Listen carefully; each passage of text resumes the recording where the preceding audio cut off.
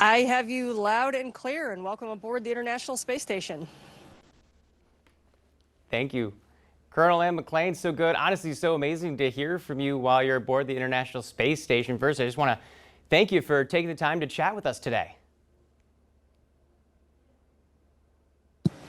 Hey, thank you for making this happen. It's really great to be talking to you and to everybody in the Seattle area. I have lots of friends and family there, and it's kind of my second home. Beautiful area, so it is an incredible honor to be able to talk to the Pacific Northwest today. Well, I do wonder, when I don't know if you actually put head to pillow when you're in space, but what is it like going from the Pacific Northwest where you grew up to where you are today? How do you get to where you are?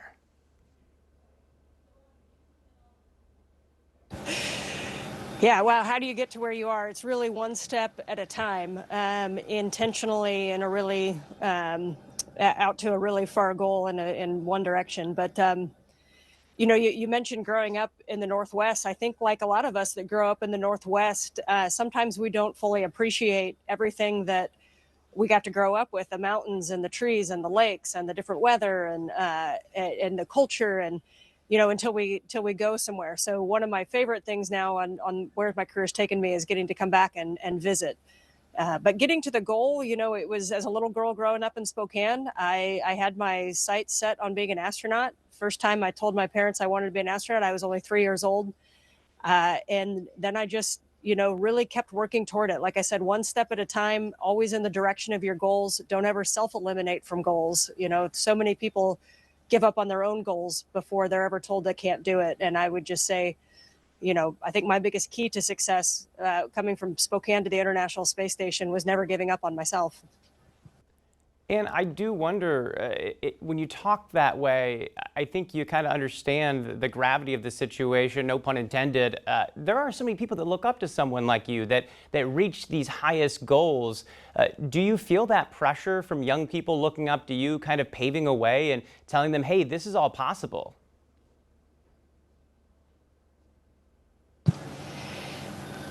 Yeah, it's you use the word pressure. I think there is a heightened level of responsibility to so many people, right? Living aboard the International Space Station is an international endeavor, and there are so many people all around the world that have put resources and time to making this possible. And every day when we wake up, we come in contact with hardware, with experiments that are the life work of somebody somewhere. And that level of responsibility, is very high. We feel like we are stewards of the space station. It is our responsibility to take care of it. And then, as you mentioned, it's our responsibility to inspire the next generation. As I always say, when you get to your goals, don't forget to send the elevator back down for the next people. It's really important that we show a path, that we create a space industry and an exploration that other people can join in on. I think a lot about the kids in Washington schools, the students at our universities, and what kind of job markets, what kind of opportunities they're going to go into. So oftentimes as an astronaut, I think of it more like a relay race. I am fortunate enough to be able to hold the baton right now. And I have a responsibility to this equipment, to our ground teams, to our country, to our international partners, to do that job well, so that when it's my time to pass off the baton to the next generation, that I leave it better than I found it.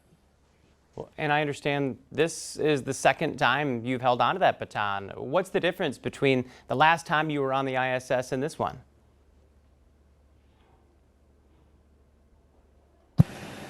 It's interesting how things have evolved over the last 6 years since the last time I was on the International Space Station. I think prior to the flight, one of the biggest differences that I noticed was that on my first flight, I launched into 2018, in December of 2018, all I could think about was the launch. We did all this training for the space station and everything else, but really mentally and emotionally, all I could think about was that launch, because it's like that's that thing that you want to do your whole life. And so it's just like this line in the sand. You don't see much past it. And I think on this trip, I really had a better understanding that, hey, launch and getting to the orbit is like 10 minutes. And then you've got this whole 6-month mission afterwards. And so I think in preparation, I was much more prepared for everything that kind of came after it. As far as being here and working here, I think I got, right in the swing of things really quickly. Within a day, it was like I'd never left. I kind of knew some little methods for living here day to day. I think that's one of the toughest parts when you first arrive. Is like, where are my socks? How do I get dressed in the morning? What is my routine to go work out? And so all those little things, it was really great to just get here and be able to start being effective right away. Do you have something that is your favorite part of being on the International Space Station? You spent your whole life dreaming to get out to space. You're there. Is it the simplistic things, the day-to-day life, or is it the actual experiments, the work? What is it that's the most exciting thing up there right now?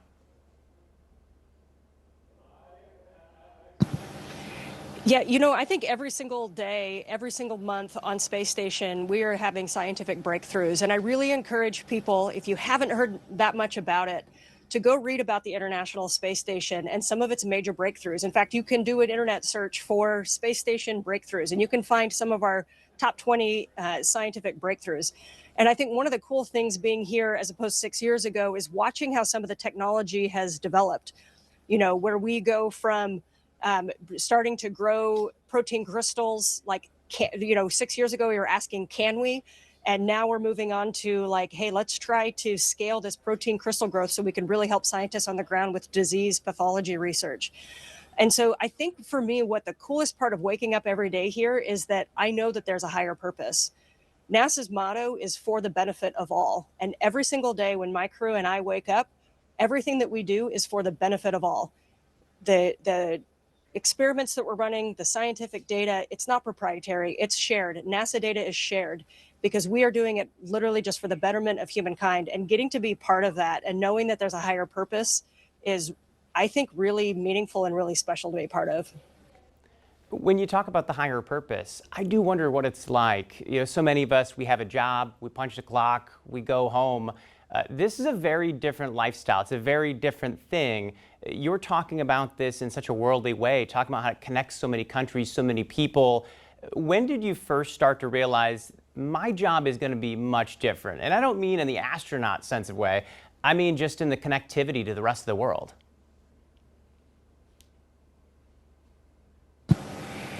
Yeah, I really love that question because I think it's something that I have a much bigger appreciation for on this flight than on my first flight. And I think part of it is because I worked so many ground jobs at NASA between my flights. Most of our time as astronauts are not spent flying.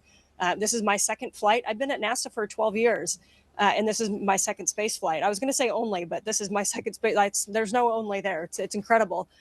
But I think, just in the course of our year-to-year jobs at NASA, we do so many overseas trips. We work in so many small teams with people from all different nationalities. I just saw some of the photos from our underway testing for the Artemis missions. How are we going to recover Orion?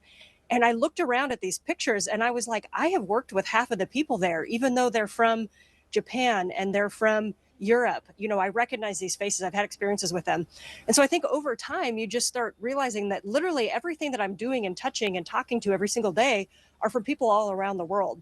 And so I think that this flight, it's been really good having that appreciation. Every time when I pick up the radio and make a radio call, sometimes it's to Houston, but other times it's to Munich or to Scuba. Or to Huntsville in Alabama. We're talking to so many different teams on the ground. It's not just our one team. So I think just over time, I've gotten an appreciation for those teams. I wonder what the most fun part of this job is. Realizing that this was a lifelong dream, realizing that this is something people shoot for. Is there just that aha moment when you were up there that you realized, I did it? This is what I've always wanted.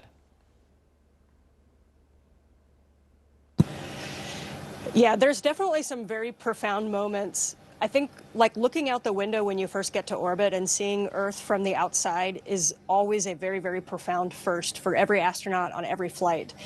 I remember my first one on Soyuz when I launched in 2018 and I looked outside and I saw my first sunrise. I didn't even realize that the blackness outside my window was space and Earth until the sun started peeking over the curvature of the Earth and the sun, and I was able to watch it. We were going so fast, I could see kind of the night day line just moving as we moved around Earth. And I was just struck with, oh my gosh, I've made it.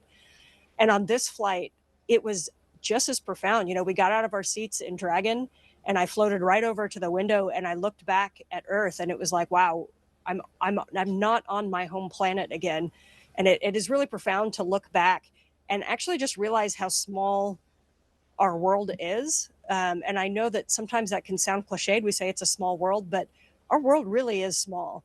And we are all so interconnected and dependent on one another, that it gives you a perspective of how important it is for us to work toward the goodness of one another. Because none of us can be good, none of us can be great without the greatness of others. And I'm sure you've delivered that message to a lot of kids over the years as well, knowing that you're from the Spokane area, knowing that people from Washington State are cheering you on. Do you have any moments where you get to chat with those kids and you think, wow, this could be the next me, this could be the next astronaut that's out there in space?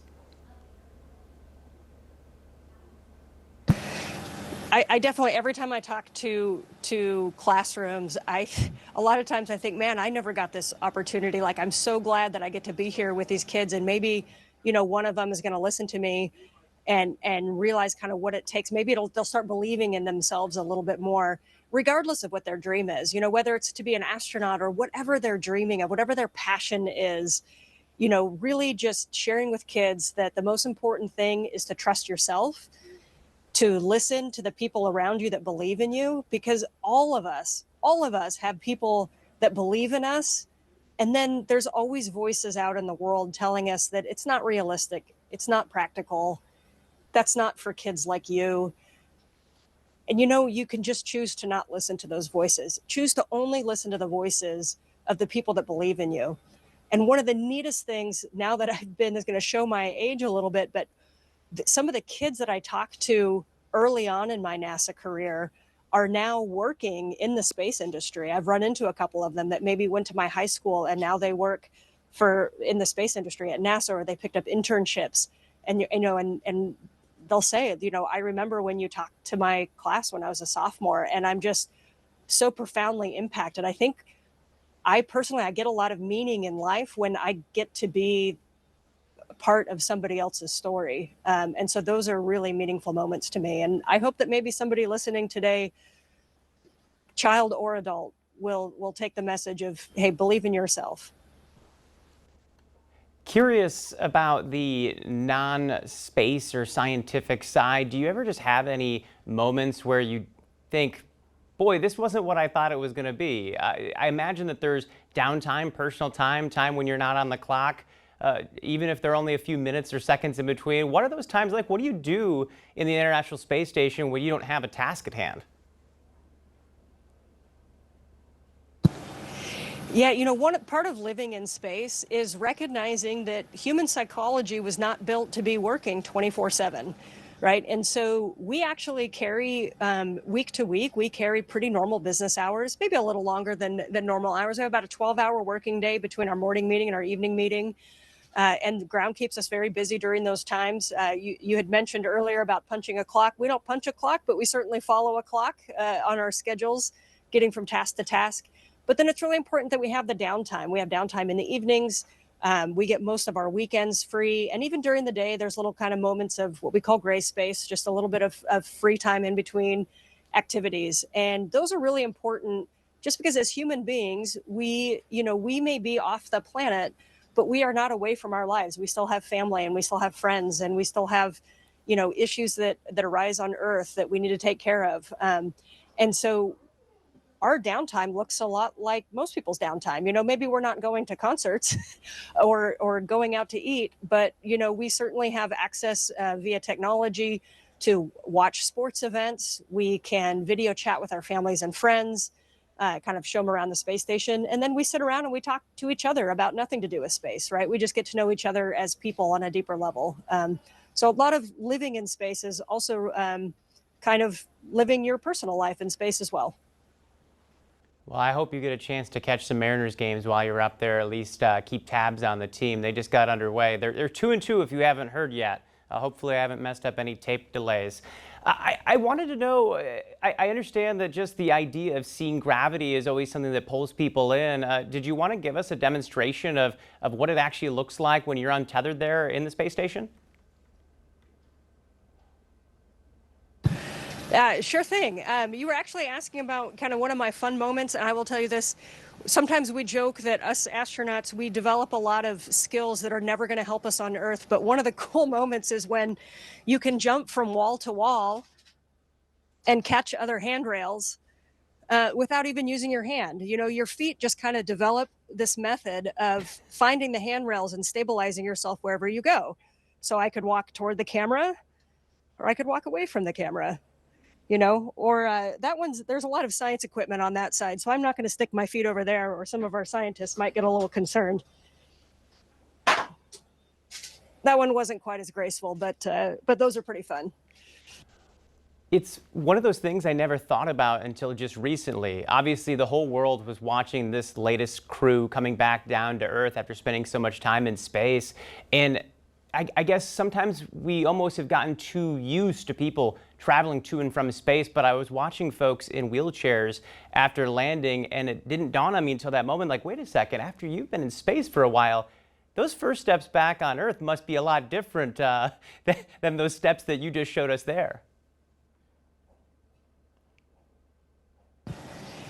You know, it is really different. And I think one of the things that I really remember thinking after landing last time, I spent about 6 months on station last time. And after I landed, I remember just thinking how strong of a force gravity is, right? Like, so I'm holding this microphone, and if one of my crewmates needed it, I would just push the microphone gently over to them and they would catch it. And that's how we move a lot of cargo on space station. Now, if I were to take that cargo bag and throw it as if I was dropping it on Earth, I would really have to put a lot of force into it. I hope that makes sense. But like when I got back to Earth, what I realized was like this pull of gravity, like I could feel it in my face. I could feel my watch on my wrist pulling my wrist down. When I picked up a tablet for the first time, I thought it was made of lead. You know, it was so heavy.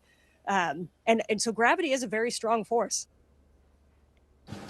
And the way that our human body adapts both coming to space and going back to Earth is really phenomenal, because the most it takes us when we come up to space, you know, if you're a little bit sick, it might take you 4 or 5 days to get used to it. But that's really incredible when you've spent 40 years on Earth.